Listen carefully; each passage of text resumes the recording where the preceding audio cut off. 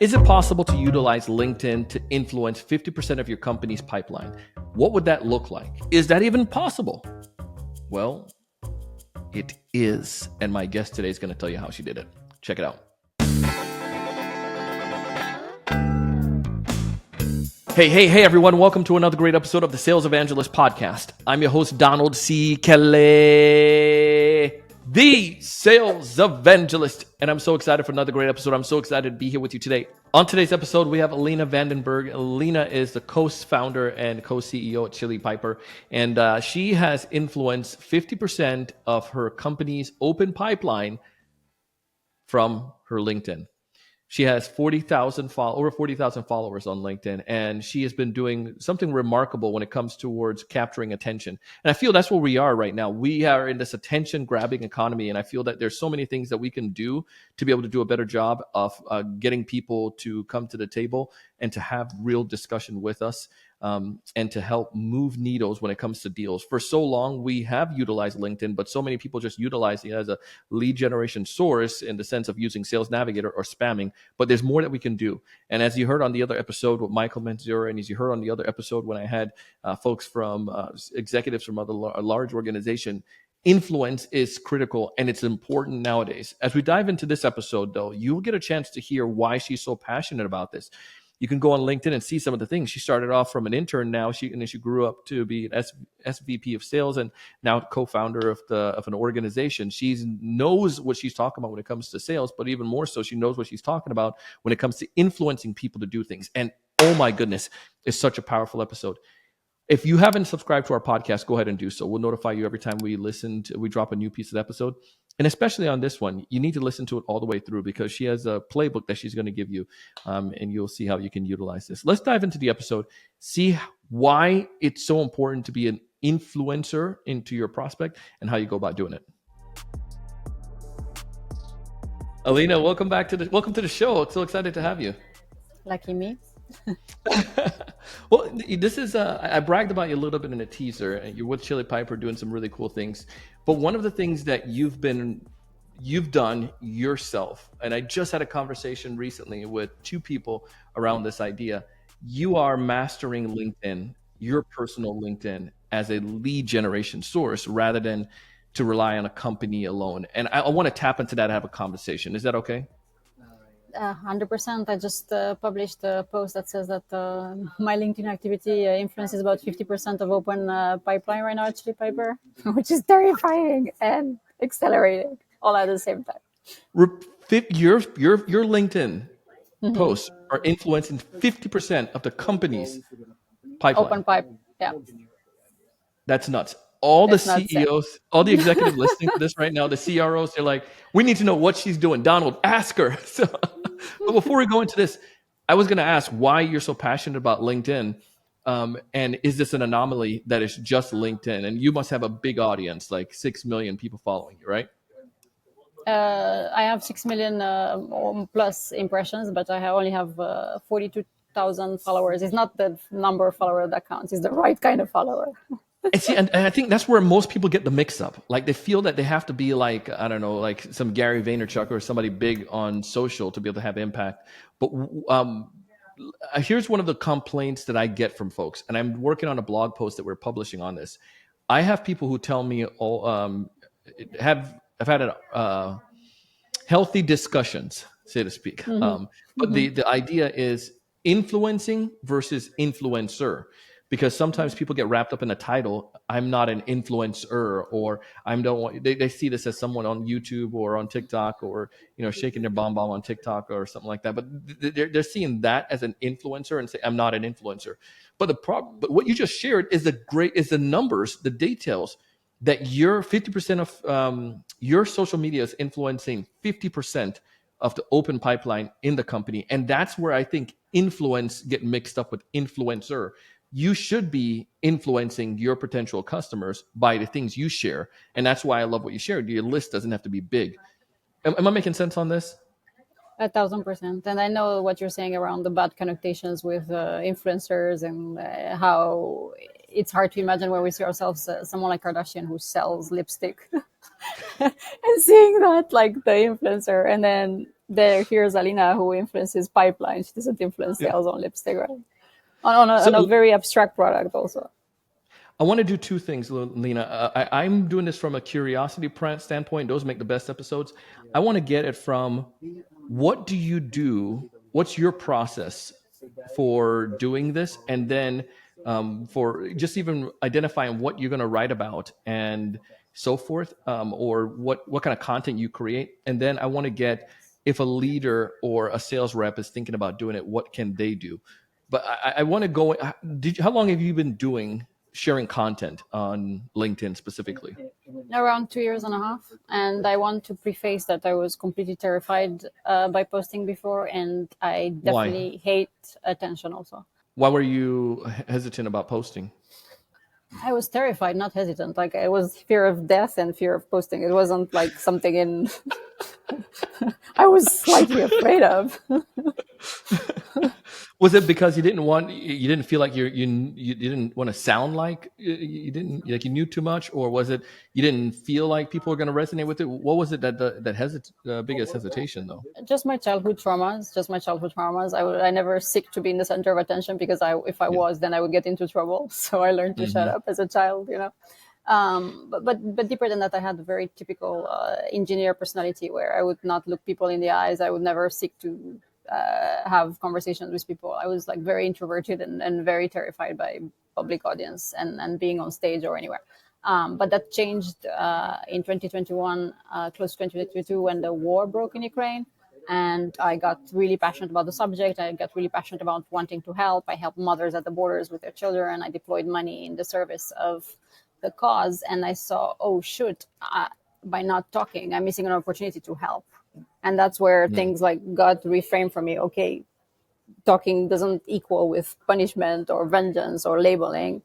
Talking can also yield in positive outcomes. Me helping these mothers and the children at the border, and making sure that people are in safe places. So I stopped seeing influencer as a negative part, but as a positive impact. So let's which first off, congratulations on getting past that and pushing through that trauma, and also the difficulties there, and actually doing it, because from doing that obviously you see great results. So congratulations. Um, if I'm an individual though, and I'm thinking about doing this, or I'm a sales leader, well, walk me through your process of when you are going to post a piece of content. What do you start looking at first? And then are you a video person versus an text-based person, or does that even matter? So in my case, what really helped is that I don't put pressure on myself to create opportunity or pipeline out of it. If I would put pressure on myself, I think I would not do well. Instead, I reframe it and I think of myself, okay, what positive impact can I have today on my audience? What can I help them with based on everything that I know? And that reframe of being helpful and having a positive impact to the ecosystem allows me to have it be a lot less stressful when I post. I can't emphasize how important it is that your why is not selfish. That because if you're in the mindset of I want to create things for myself and I want to close a contract or I want to get this account, you appear selfish. So then the post sounds selfish. If you approach it from a place of giving and from a place of helping the community around it, then provided that you give enough to the community, then you are allowed to ask back. I love that. Do you then do you just like identify needs, you're saying, and then you create something around that, or see where people might have interests, a pain that people might have, and then you try to help solve that problem because that's the why that you're doing? There are two parts to it. So one Yeah. part is I imagine myself as the audience. So I talk back to myself a year back or 6 months. And if I learn something new, I post as if I'm writing a letter back to myself. And Mm. then because I have myself in the past as a audience, I know that I won't use fluff words. I know that I won't exaggerate. I know that I don't need to give in to my egos. there are certain things that allow me to post very raw and then very actionable. There's no intricacies in what I write. And that's one track where I share parts of myself with myself in the past, and I know that if it was helpful for me in the past, would be helpful to others. And another part is because I talk to so many people in my space, but I really do talk. I have, I don't know, at least dozen conversation a week with people that I'm targeting. I can give back things that I'm learning. So if I see a mistake again and again repeatable, and then I see something that could unlock that, or I see that people struggle with something, and I am getting asked the same question again, then I write a post around it. So the conversations that I have with my audience plus myself allows me to write back things that I know that are helpful. So you're telling me you write? Is that's a piece of content that you do? I mostly write. I do some video as well, but I feel a lot more competent when it comes to writing. Yeah. And I think that's what the piece that I'm getting, from do the thing one, do something you love and that you have a why behind, you can give something back. Two, do the avenue that resonate more with you. You're a writer versus a versus you do video, but you're not necessarily out there being like one of these other, can't think of these influencers, maybe Yes Theory, doing a big detail stuff. You're just being raw and sharing from it. And I think that's the authenticity is hard to be able to it's hard to teach authenticity because sometimes people want to figure out what's the exact formula, but just be yourself. And I think that the right audience would resonate with you, and not trying to copy others. You've let me get like an average, like you do a post and you share a piece of content. How does that lead to pipeline though? I would say that, so if I look at my post in the past month, I might post invitation to an event, say, hey, I'm organizing an event here. Why don't you join us? Like it happened San Francisco at Inbound. So that's an example of a top of the funnel activity that I invite them in, and then that leads eventually to pipeline, hopefully. I also post product announcements. Hey, there's this thing, this new feature that we've launched. Go check it out. So there are moments where I share things that are conducive directly to pipeline. I would say in a month, 2 or 3 or 4 posts like that, and the rest are mostly insights, either from my audience or for myself, things that I'm going through. It's just stuff that matters most to you at that point. The so let's say if I'm if I'm a sales leader, I'm listening to this, or I'm an individual sales rep, and I'm like, man, she's developing a lot of pipeline for it. When when you look at the influencing of the deals, let me see how that works. Like, is it because the people that you're going after are seeing content, and then maybe you're doing outreach or you get a lead in, and people go back to that piece of content and say, well, they comment or engage on it. I'm trying to see how does when we say influence, 50% of the deals right now were influenced by your post. How does that? Can you define The how that mechanics would? of it, yeah. Yeah. So there are a couple of tactics that I have to make sure that I reach the right audience. First, I go outbound, so I actually reach out to people in my target audience. We have a short list of accounts that we really care about closing, because we know that those are the accounts that we can help most, because they're the ones with highest LTV and the right ACV as well. So I have some outbound outreach. I reach out to them. Then even I might invite them to a dinner or to a lunch or to an event, and hopefully by just connecting with them, they might engage with me in comments and have a conversation.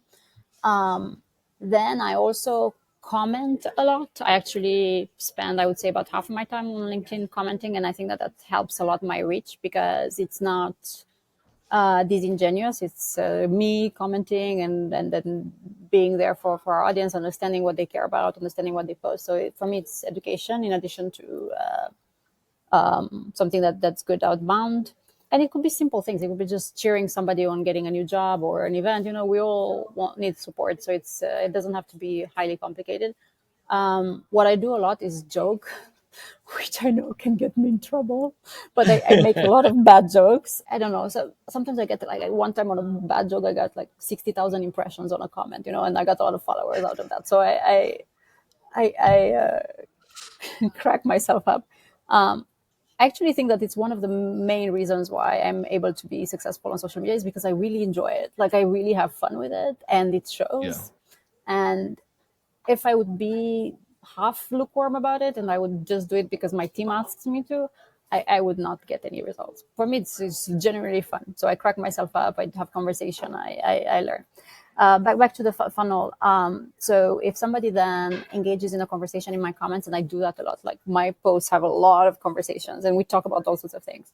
But if someone has a conversation, we track the account that had a conversation with me. We don't track the person, we track the account.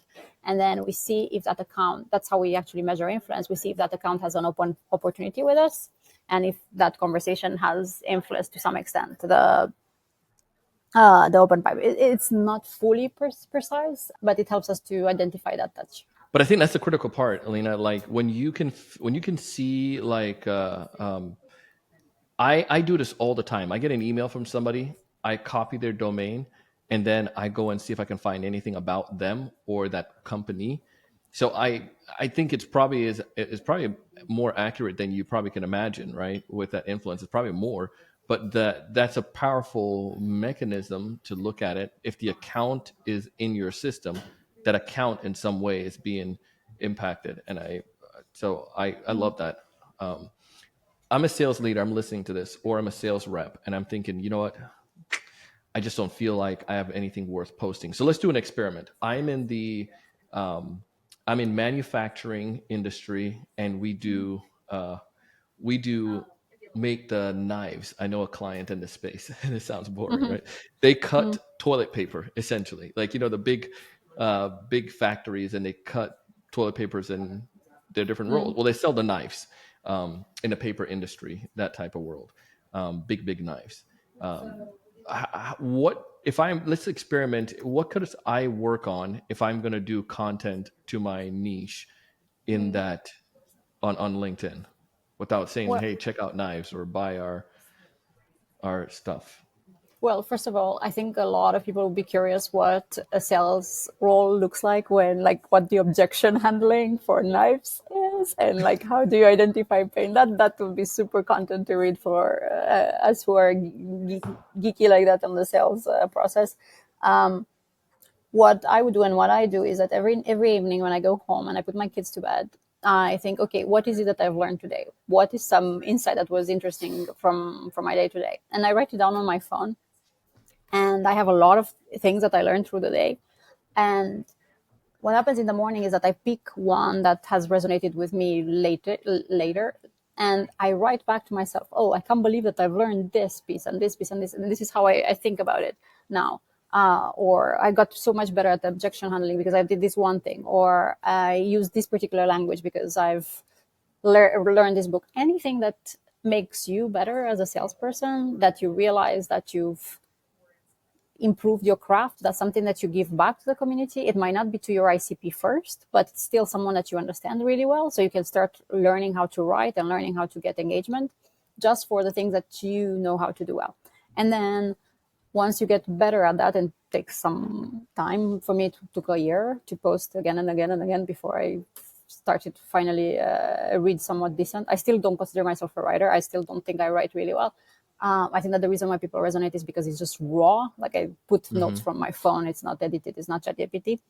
And then as you get better with the writing, then you can start telling stories for your customers as well. I met Joe. He was so particular about this particular way, and he was so efficiency driven. I've never seen someone who this particular passion, and I think that this is why it is. So you can start telling the stories of your customers. You can start observing some trends that people are in this particular industry. They're thinking about these priorities now. They're shifting because the tariffs have impacted them. Any kind of insights that you get from your audience, you can just give back to the community, and you teach the type of things that you're learning on the way.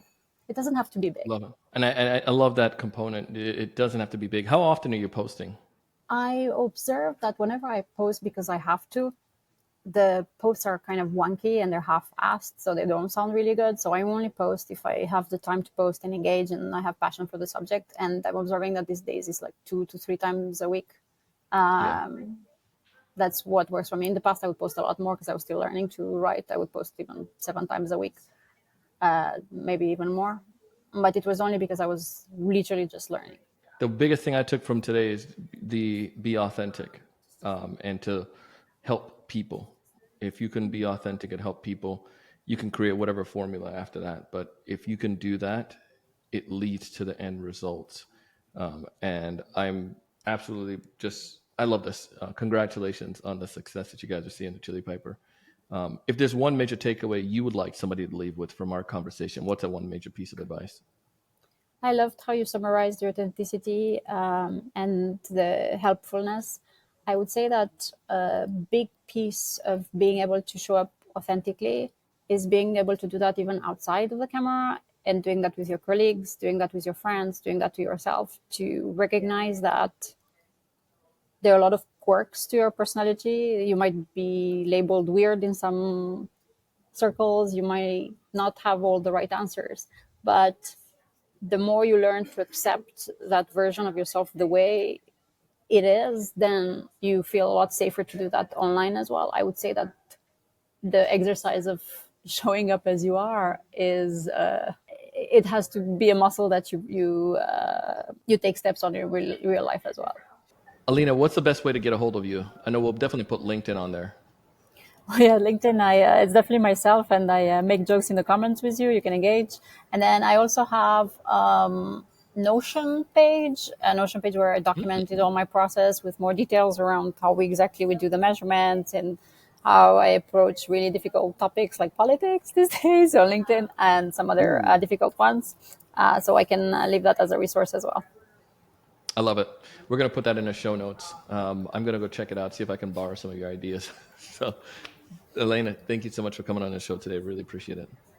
Thank you for having me. Man, I'm telling you, Alina came and she dropped some good value to us today, and I'm super grateful for her. If you haven't done so already, go ahead and subscribe to the podcast. But more importantly, go check out the link she shared. You can find that at chilipiper.com/TSE. You can get access to that Notion page where you can get all of the details. Again, chilipiper.com/TSE to get access to all of that goodies in that PDF, in that Notion board. I'm saying PDF, but in her playbook, because I was paying attention to it and looking at it, going deeper in it. There's so many things apart as far as how you can make the account more effective, and how you can do this with other parts of the sales process, and how you can share relevant content that people are going to want to hear. I highly recommend you check it out. As always, I want you to build a stronger pipeline. I want you to be able to influence more deals. I want you to be able to get deals through the pipeline faster. Most importantly, I want you to raise your level of thinking and go out and do big things. See you on the next one.